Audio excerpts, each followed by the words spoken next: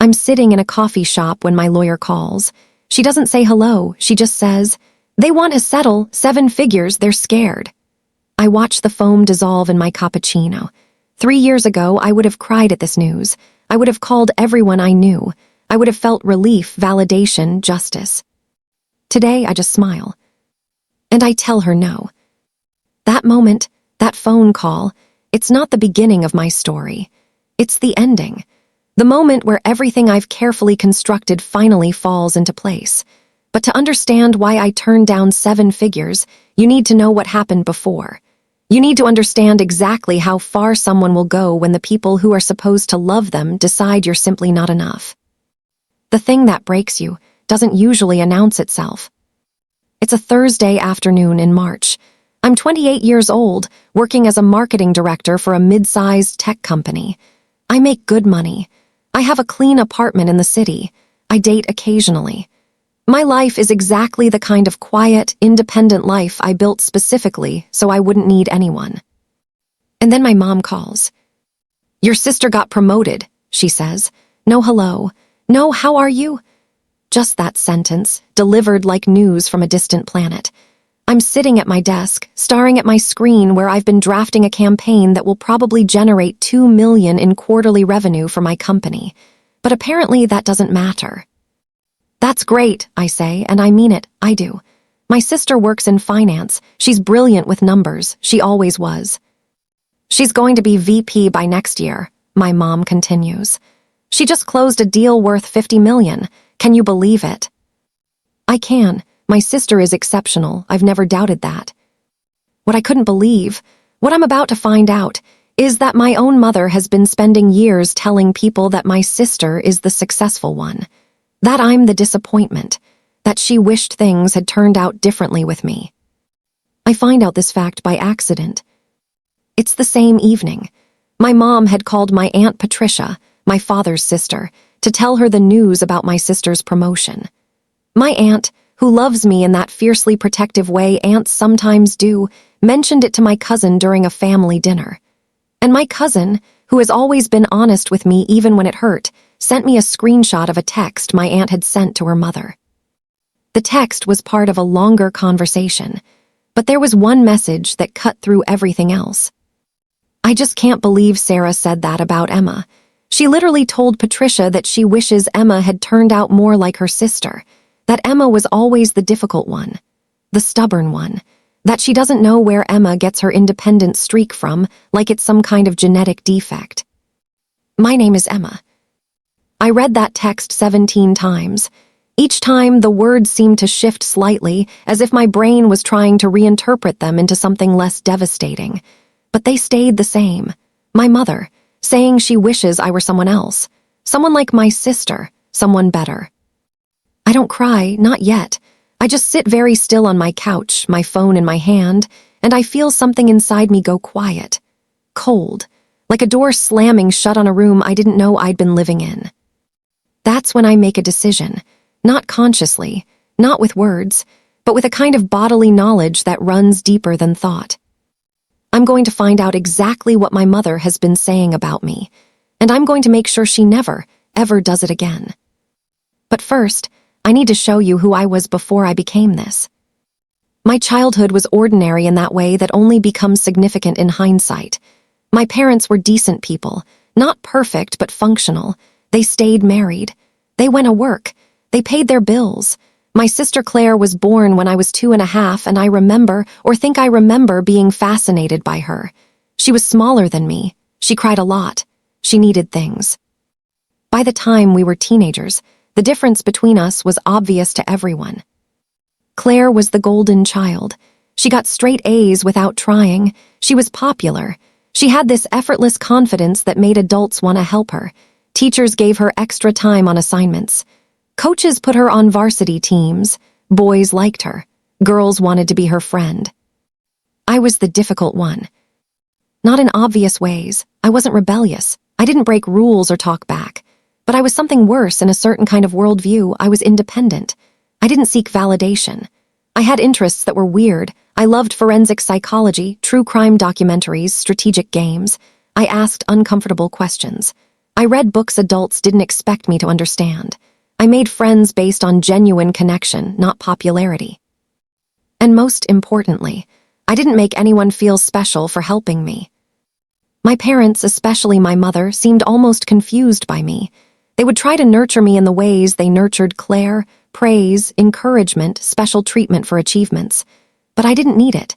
I remember my mother's face when I was 14 and brought home a 97% on a physics test. She asked if I was disappointed. I said no, I got what I expected. She looked almost sad. Claire, on the other hand, got a standing ovation for getting into Yale. I got into Stanford and MIT. I chose Stanford. I became a computer science major and then changed to marketing, which made my mother visibly disappointed. "You're so smart," she kept saying.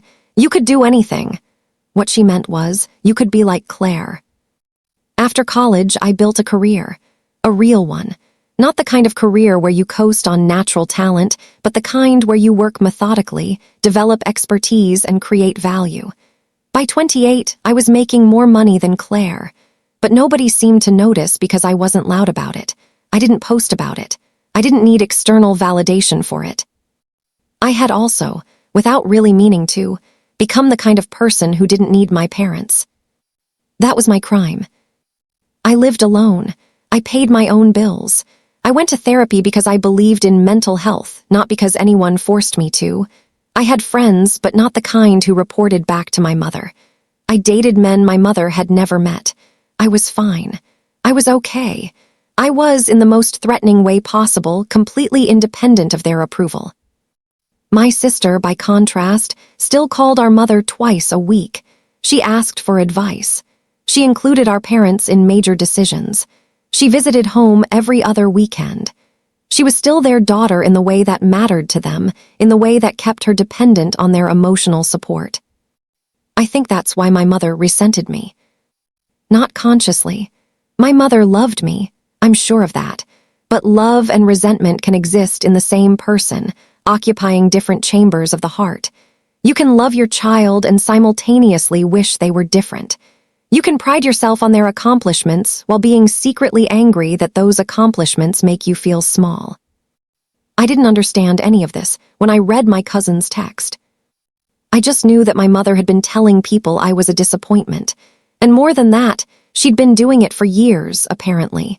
My Aunt Patricia had said she wishes Emma had turned out more like her sister. That implied a pattern. That implied multiple conversations. That implied a narrative my mother had been constructing, brick by brick, about my fundamental inadequacy. So I did what I always do when I'm hurt. I got quiet. I didn't blow up. I didn't confront my mother. I didn't cry or yell or demand an apology. Instead, I went into a different mode of operating entirely. I became a researcher studying a subject of intense personal interest. The subject was my own mother, and the question I was asking was, how do I expose the truth about who she really is? The first thing I did was document everything. I got a notebook, actual paper, something that couldn't be hacked or tracked, and I started writing down every conversation with my mother. Every time she called, every time we texted, every word. I noted dates, times, exact phrasing. I started asking her seemingly innocent questions that would give me insight into what she'd been saying about me. "Mom, how do people describe me? Like, if someone asked you about me, what would you say?" She answered carefully, "You're successful, honey. You're very capable." Notice what she didn't say. "You're kind. You're funny. You're interesting. You're someone I'm proud of." Instead, she used the word capable, the way you'd describe a hammer or a calculator. A tool, something that works. I asked her about Claire. "What about your sister? How would you describe her?" My mother's voice changed. It became warmer, more animated. "Well, Claire is just special. She's always been special. She has this way with people. She makes you feel like you matter." Unlike you, the implication was. Unlike you, who makes me feel like I don't. I started paying attention to the stories my mother told about us. When she talked about Claire's childhood, she used words like joy and light and easy. When she talked about mine, She used words like complicated and serious and difficult. She was rewriting the past to match a present narrative that my sister was the successful one, and I was the one who didn't turn out right. But here's what she didn't know. I was documenting everything. Every coded insult, every backhanded compliment, every moment where she compared us unfavorably. 2 months into my documentation, something happened that would become the centerpiece of my plan. My mother told me she was having financial trouble. She and my father had made some bad investments. There was a lawsuit involved. Some business partner had defrauded them out of a significant amount of money. They might have to sell the house. She was terrified. She asked if I could help. Here's where people make mistakes in revenge. They see vulnerability in their enemy and they attack. They use the information immediately, emotionally, without strategy. I did something different. I said yes. I offered to help, not out of kindness. I had moved past kindness by that point. But because I understood something crucial, vulnerability is an asset if you know how to use it. I hired a lawyer for them. A good one, not the best, but competent. Someone who could manage their case without being brilliant enough to solve it entirely on his own. I paid the retainer. I sat with my mother while she cried about losing the house. I was the good daughter, the capable one, the one who showed up. And I waited. 3 weeks later, the lawyer had a strategy. He could probably get them a settlement for about $200,000, maybe more if the other party wanted to avoid trial. But it would require documentation, records, proof of how much they'd lost. My mother asked if I could help organize it. I said of course. What I actually did was organize it in a very specific way. I created a system where every document was cataloged, every email was saved, every text message was preserved. I even helped my mother write an impact statement about the stress this had caused her marriage, her health. I was meticulous, I was helpful, I was invaluable. And the entire time, I was gathering evidence about what a liar she was. Because here's the thing, while I was helping my mother with this lawsuit, I started to understand something about her. She was a different person than who I'd thought. Not worse exactly, but more human, more broken, more desperate to control her narrative. And she was using the same techniques with the lawyer and the other party that she'd been using with me for 28 years. She was exaggerating. She was leaving out inconvenient details. She was rewriting history to make herself the victim. In her impact statement, she talked about her sensitive nature and her deep need for family harmony. She made herself sound fragile and wronged, when in reality she'd made terrible investment decisions and ignored red flags because she wanted to believe her friend wouldn't betray her. She was a liar, not a criminal one, just an ordinary woman who had gotten so good at revision and narrative control that she'd lost touch with the truth. And if she could do it to a stranger, if she could do it in a legal document, then of course she was doing it about me. The realization didn't make me angry. It made me calm. I finally understood what I was dealing with. Not a villain, but a woman who had convinced herself of her own victim narrative so completely that she couldn't see the damage she was doing to everyone around her. And that's when I decided that I wasn't just going to prove her wrong. I was going to make her see what she'd done. The narrative control started slowly, the way these things always do. My mother began telling people about my life with a new slant. To my knowledge, gathered through a network of family, friends, and distant relatives, she started saying that I was intense and cold and difficult to love. She said this while talking about my sister's warmth and generosity and emotional openness. Never to my face, always at angles, always deniable. She'd call and say things like, "Your sister is so thoughtful. She remembered my friend's birthday. I can't believe she keeps track of things like that." The implication, unlike you, who is thoughtful enough to hire lawyers and pay for their representation, but apparently not thoughtful enough to remember birthdays. She began correcting my memories. I'd mention something from childhood, a trip we took, a time I helped her with something, and she'd say, "That's not how I remember it." Or, "You were always too young to remember that correctly. Claire remembers it differently." She was gaslighting me, systematically, on a daily basis. And the worst part was that she was good at it. Because she believed it. She'd convinced herself so thoroughly that I was the difficult daughter that she couldn't perceive reality any other way. When I'd do something kind, she'd interpret it through the lens of obligation. When I'd accomplish something, she'd wonder what my real motivation was. She'd become suspicious of generosity, viewing it as manipulation or weakness. I was watching my own mother systematically convince herself that I was a bad person. And I think she was trying to convince everyone else too. It wasn't overt. It was the kind of character assassination that happens over many years, through many small conversations, until people start to see you a certain way. I started noticing it at family events. My Aunt Patricia would be cool to me in a way she hadn't been before. My cousins would ask less about my life. At a funeral for my grandfather, I heard my mother telling a family friend that she was worried about Emma. She's so isolated. She doesn't really connect with people. This from a woman who had raised a daughter who doesn't need her, who chose independence over dependence, who built a life that didn't require anyone's validation. I was being redefined as broken.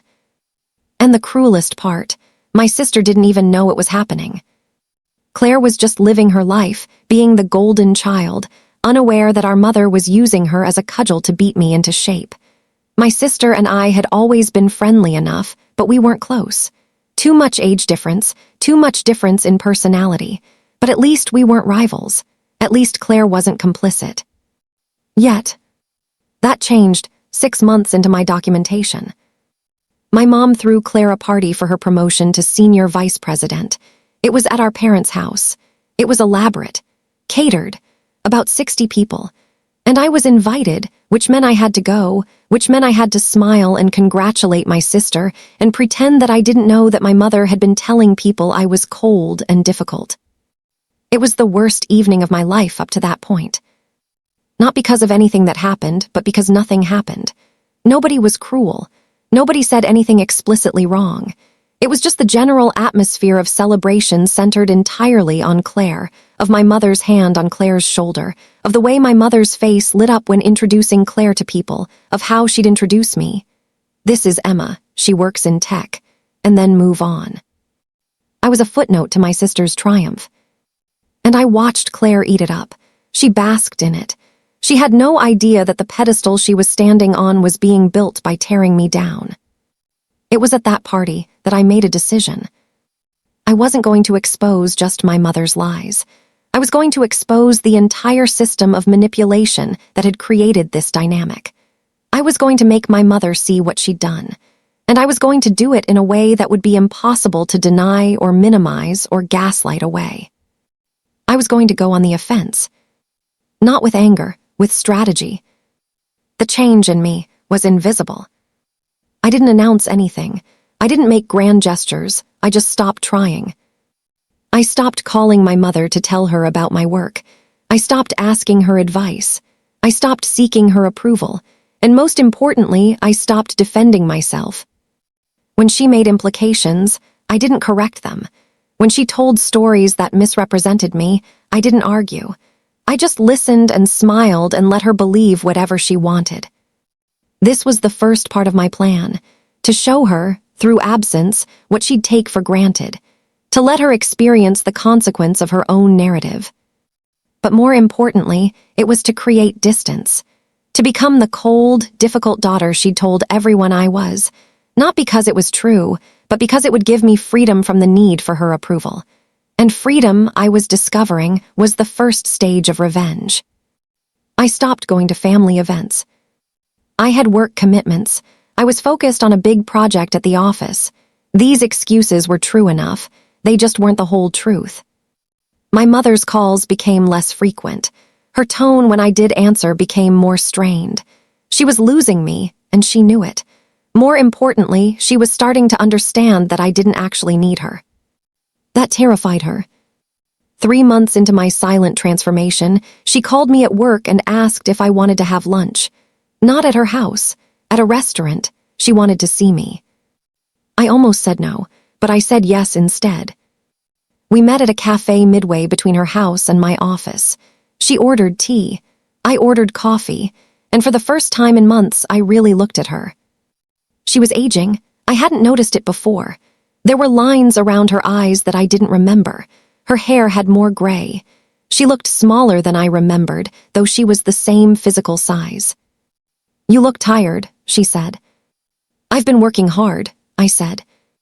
"Don't work too hard," she said. It was the kind of thing mothers say, automatic. But then she added, "You need to balance work with your personal life. I worry that you're too focused on achievement." This was a veiled insult dressed up as concern.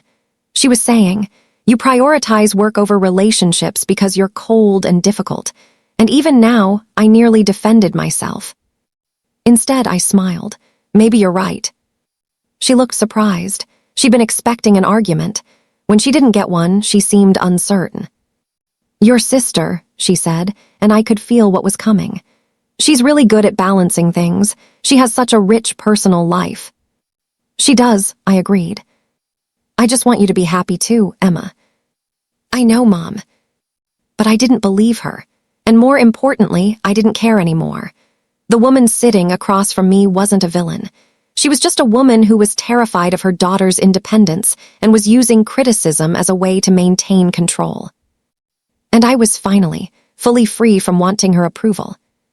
That lunch marked the moment when I stopped being a hurt daughter and started being a strategist. I went back to work and I organized the evidence I'd been gathering. I made files, dated documents. I created a timeline of every conversation, every implication, every narrative reframing. I consulted with a therapist about gaslighting, not to heal, but to understand the mechanics.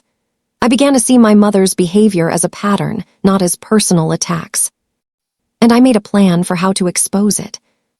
The plan required patience. It required that I remain kind to my mother while gathering ammunition. It required that I seem to be moving on while actually moving deeper into her world.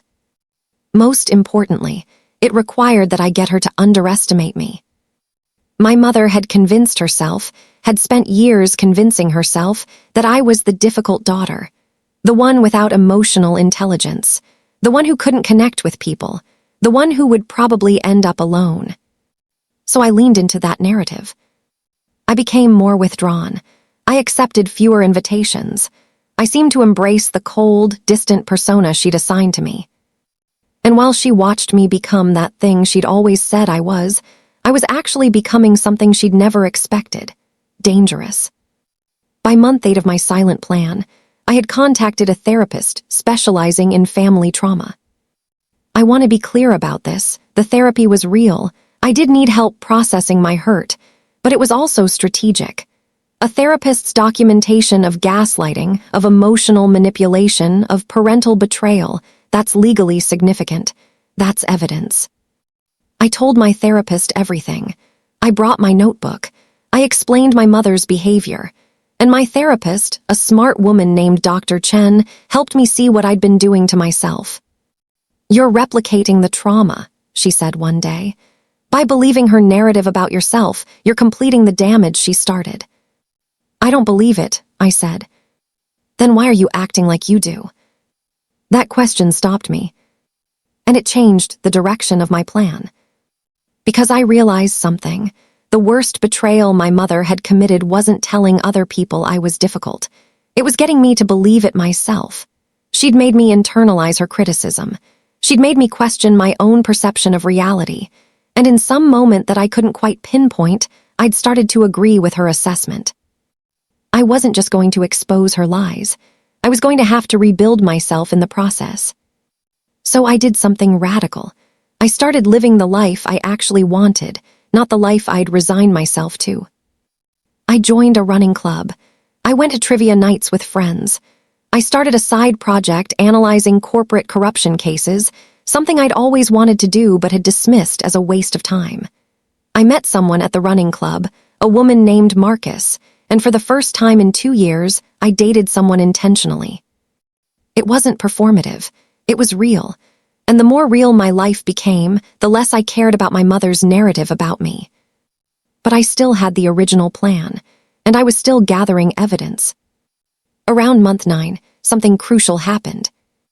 My mother had a conversation with my Aunt Patricia, the same aunt who'd initially tipped me off.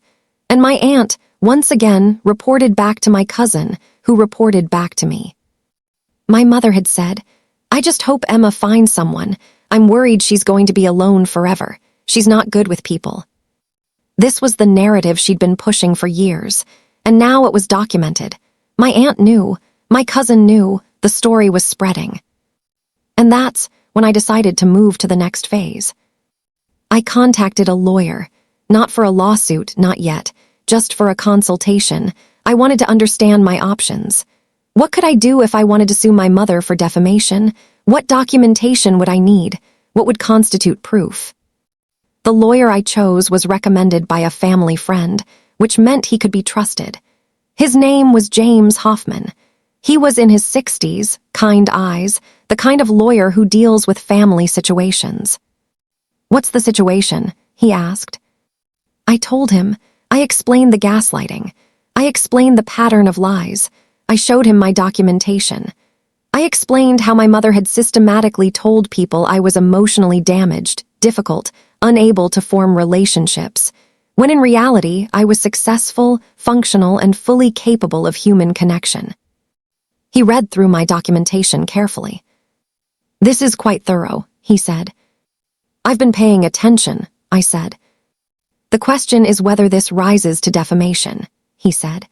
"Defamation requires that false statements be made with the intent to damage your reputation, and that actual damages result. It's not illegal to be a bad mother or to hurt your child's feelings, unfortunately. But if she's made specific, false, demonstrable claims that have resulted in actual harm." "What kind of harm?" "Emotional distress, certainly, but also professional harm, social harm, financial harm. Has her statements affected your career, your relationships, your ability to function?"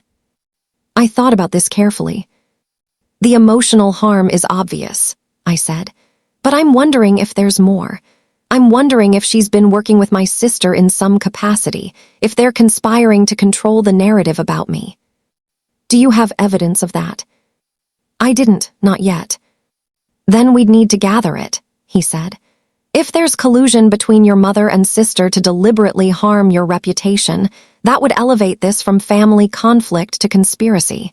It would be more serious. It would be easier to prove." He leaned back in his chair. "But I have to ask, what do you actually want from this? Do you want money? Do you want them punished? Do you want an apology?" "I want her to understand what she did," I said. "I want her to stop lying about me, and I want her to know that I know the truth." "That's not a legal outcome," he said. "Judges don't rule based on emotional epiphanies, but civil suits can certainly be motivating." I left his office with a plan forming in my mind. I wasn't going to sue immediately. Lawsuits were nuclear options, and I wanted to understand the full battlefield before I deployed them. Instead, I was going to gather more evidence. I was going to see if there was indeed collusion between my mother and sister, and I was going to give my mother one chance to come clean. The next month was the most delicate part of my plan. I needed to get my mother to confess. I called her and asked her to meet me at the house, just the two of us. I said it was important. She sounded nervous. I heard it in her voice. She was wondering if I'd found out something, and of course she was nervous. She had things to hide. I went to the house on a Saturday afternoon.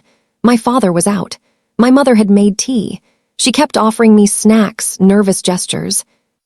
The body language of someone who senses danger. "Mom," I said, "I need to ask you something, and I need you to be honest with me." "Of course, honey." "Have you been telling people that I'm emotionally damaged, that I can't connect with people, that you wish I'd turned out differently?" She froze. The teacup stopped halfway to her lips. For a moment, I thought she might lie, but instead, she set the cup down carefully and looked at me. "Who told you that?" she asked. "It doesn't matter who told me. Is it true?" She was quiet for a long time, and then she said something that I wasn't expecting. "Yes." She just admitted it. No defense, no minimization, just yes. "Why?" I asked. "Because it's true," she said. "Emma, you are difficult. You have always been difficult. You come across as cold. You don't need anyone. And yes, I have sometimes told people that I was concerned about how isolated you seemed. That's not isolation, I said quietly. That's independence. Maybe, she said. But from my perspective, from a mother's perspective, it felt like rejection. You grew up and you left and you never looked back. You don't call. You don't visit. You don't ask for my advice.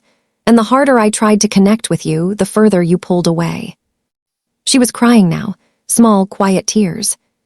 So I told myself a story, she continued. I told myself that you were cold because of something I'd done or something that was wrong with you. It was easier than accepting that my daughter had simply outgrown me.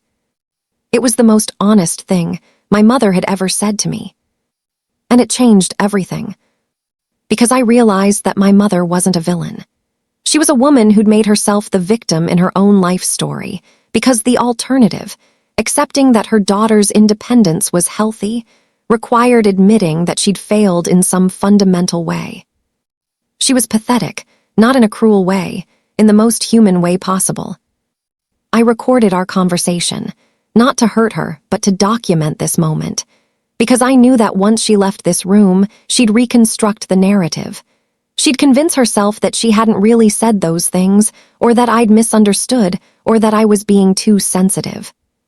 But I would have the recording. I would have the truth. I'm going to be honest with you too, I said. I've been documenting your behavior. I've been keeping records. I've spoken to a lawyer about defamation, and I'm trying to figure out what to do about it. She looked up at me, shocked. Are you going to sue me? I don't know yet, I said. That depends on what happens next. What could happen next? She asked. You could tell the truth, I said. You could contact the people you've spoken to about me, and you could correct the record. You could tell them that I'm not what you've described. You could start telling the truth. I can't do that, my mother said immediately. Why not? Because it would make me look like a liar. There it was, the core of it. She couldn't tell the truth because the truth would expose her as the architect of her own misery. Better to keep the lie alive, to keep the narrative consistent, than to admit that she'd been wrong about me. Then I guess I'll have to do it for you, I said. And I stood up and I left. That was month 10. In the following 2 months, I gathered the final pieces of evidence. I filed a FOIA request to get copies of any communications my parents had with lawyers or court officials that involved me. I contacted 3 family friends and asked them directly what my mother had said about me. I got it all in writing, via email. I documented everything my mother had ever said to me that was demonstrably false. And then, on day 1 of month 12, I sent the evidence to my sister. I didn't expect Claire to understand what I was showing her. I'd barely expected her to respond at all. But she did. She called me crying. Why would you do this? She asked. Why would you try to turn me against Mom? I'm not trying to turn you against her, I said. I'm trying to tell you the truth. The truth about what? That Mom said you had some problems connecting with people. That's just Mom being a concerned parent. She's been lying about me for years, I said. She's been telling people I'm emotionally damaged. She told Aunt Patricia that she wished I'd turned out different, that she doesn't know where I get my independence from, like it's a flaw. Claire was quiet. But here's what I actually discovered, I continued. She's been doing the same thing to you. She's built you up as the perfect daughter specifically so she could tear me down, and you benefited from that. You had no idea, but you benefited. That's not fair, Claire said. It's not fair to either of us, I said. We've both been pawns in her narrative, and I'm trying to break that. By suing her. If I have to. She hung up. I didn't hear from her for a week, and then, unexpectedly, she called again. I talked to Mom, she said. And she said you were lying, that you were taking things out of context, that you were manipulating facts to support a narrative. Did you ask her to show you her evidence? She said she didn't have written evidence. She said it was just conversations. Exactly, I said, because there is no evidence, because I'm not taking things out of context. I'm the only one willing to look at context at all. I could hear Claire breathing on the other end of the line. There's something else, Claire said. Mom called me after you left the house that day. She told me that you'd threatened to sue her. She told me you were trying to destroy the family. She asked me to back her up if you ever came to me with accusations. She did, I said. And I smiled. Because that was it. That was the moment where my mother made a fatal error. She'd shown her hand. She'd revealed that she was actively recruiting allies. She was conspiring to shut me up. What did you tell her? I asked. I told her I didn't know what to do, Claire said. And then I got curious, so I started looking at what you sent me more carefully, and Emma. She stopped. What? I think you might be right, she said quietly. I think Mom has been manipulating us both. I didn't want to see it. That's when things shifted. Claire didn't become my ally, not immediately, but she stopped being my mother's ally either, and more importantly, she started asking questions. She started wondering about the narrative she'd been fed her entire life. She started remembering moments that suddenly looked different in this new light. And when she did, she found something I hadn't. She found evidence that my mother had told Claire's friends that I was a bad influence, that I was cold and selfish, that I'd refused to help my parents financially, which was a lie. I had paid for their lawyer, that I was the reason our family was divided. My mother had gone further than I'd known. She'd actively tried to drive a wedge between me and my sister. And she'd done it while also using my sister as a tool to diminish me. It was psychological abuse, sophisticated and deliberate. And now Claire was starting to understand that she'd been both a beneficiary and a victim of it simultaneously. She called me again, late at night. I want to meet with you and talk to Mom together, she said.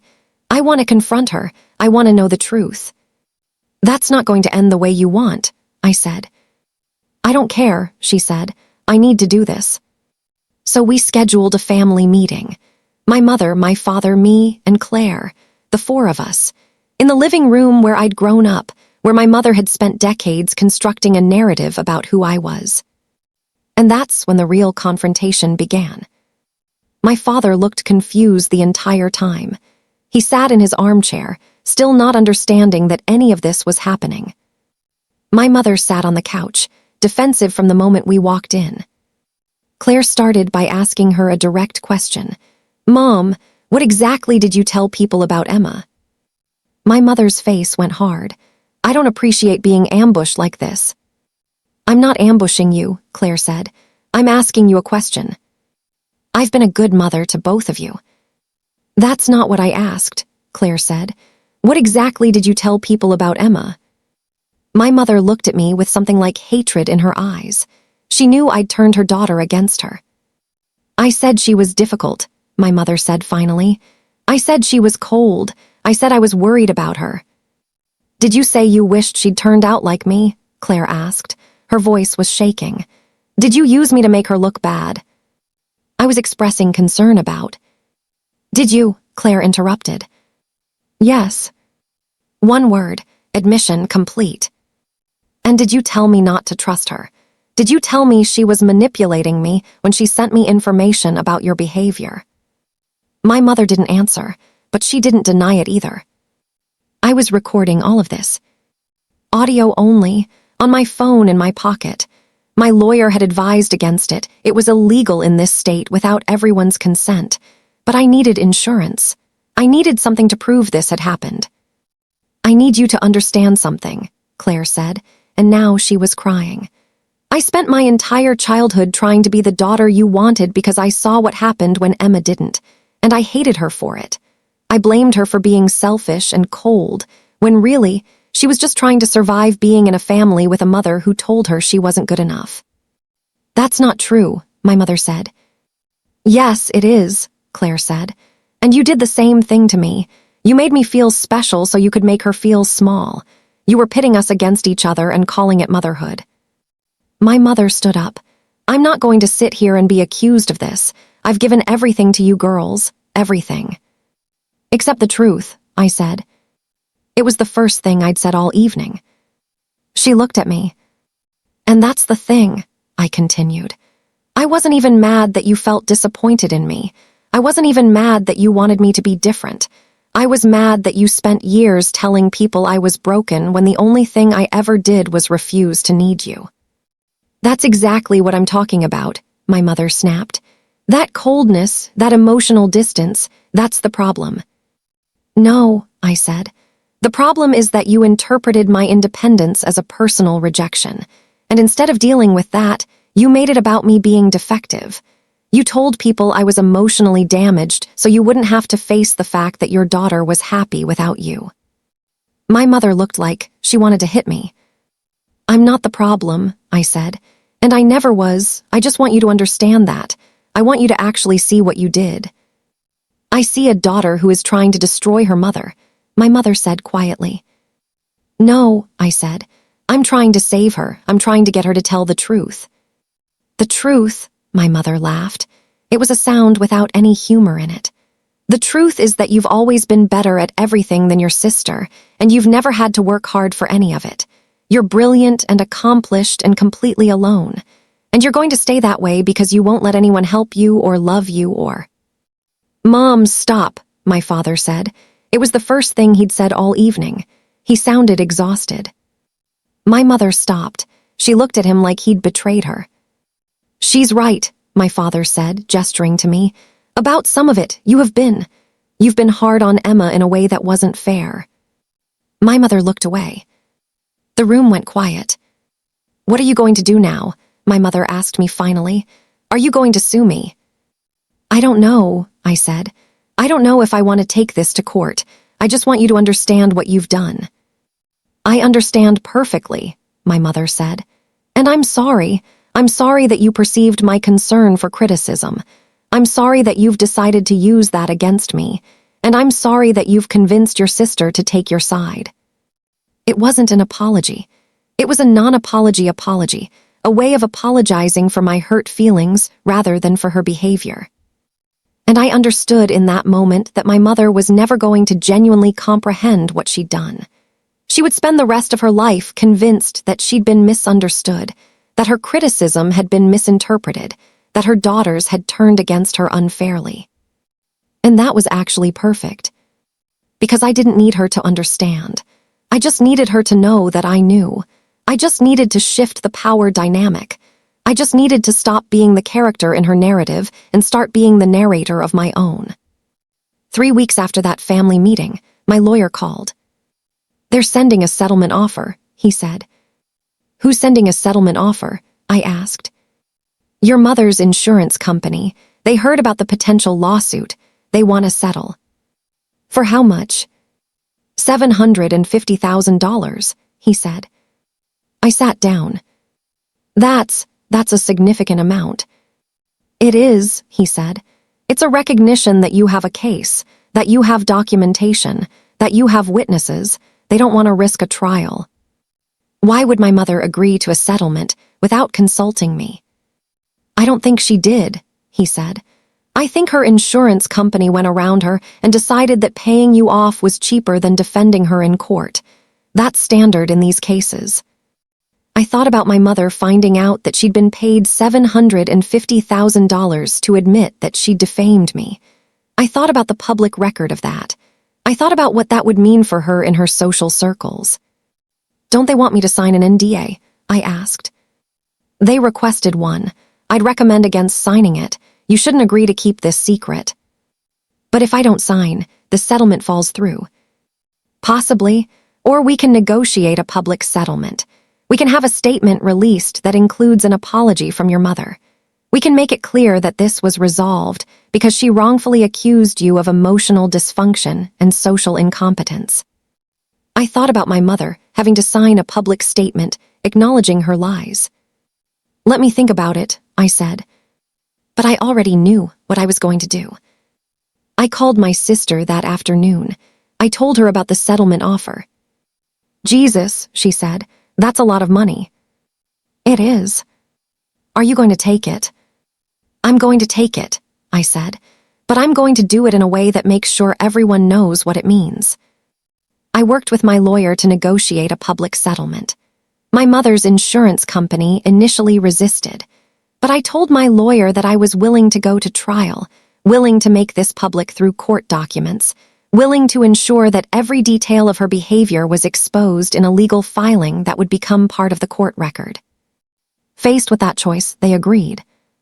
The settlement included a written apology from my mother, acknowledging that she had misrepresented my emotional state to third parties, acknowledgement that her statements were false and damaging, $750,000 in damages, no NDA, complete public disclosure. My mother had to sign it.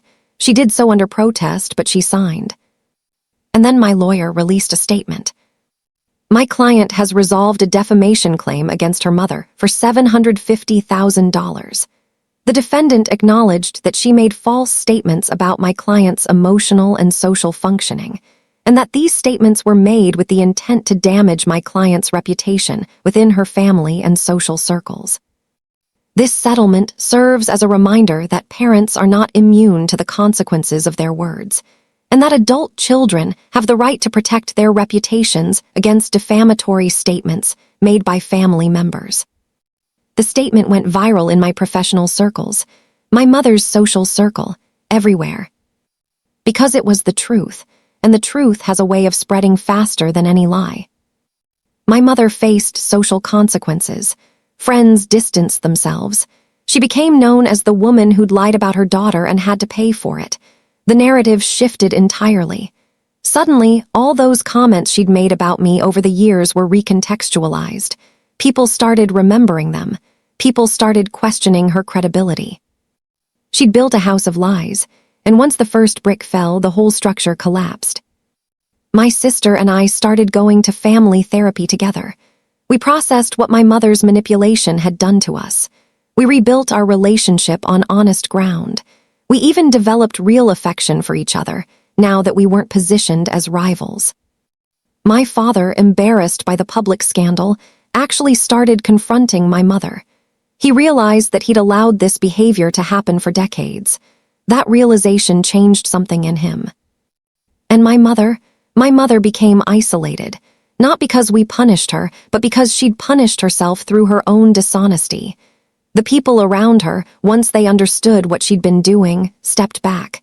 She had to face the consequences of her own narrative. It was the perfect revenge, actually, because I didn't destroy her. She destroyed herself. I just made sure she couldn't hide anymore. 6 months after the settlement, I'm sitting in the same coffee shop where I started this story. A woman at the next table is arguing with someone on the phone. She sounds angry. She sounds righteous. She sounds like someone who is absolutely convinced of her own version of events. I listen for a moment, then I go back to my coffee. I got promoted last month. I'm directing a team now. I'm doing work that actually matters. I'm dating someone I actually love. My life is exactly what I built it to be, without anyone else's permission or approval. I still have the audio recording of that family meeting. I haven't used it. I probably never will. My mother and I don't speak anymore. It's not because of what happened. It's because we've finally acknowledged the truth. We're not good for each other. Some relationships aren't meant to exist, and pretending they are just causes damage. Claire and I text occasionally. We're building something real instead of something built on competition and comparison. And every time someone asks me about my family, I tell them the truth. Not to be cruel, not to humiliate my mother, but because the truth is actually more interesting than any lie. I called my lawyer last week. He told me that my mother's insurance company is advising her to do therapy, that there's a chance she might actually understand, at some point, what she did. When he offered me the settlement through the phone, when he told me it was 7 figures and the case was done, I smiled. Not because I'd won, but because I'd finally stopped needing to win. The revenge wasn't the money. The revenge wasn't the public exposure. The revenge wasn't even in my mother's isolation. The revenge was in becoming someone she couldn't touch anymore, someone she couldn't define, someone who didn't need her approval to exist.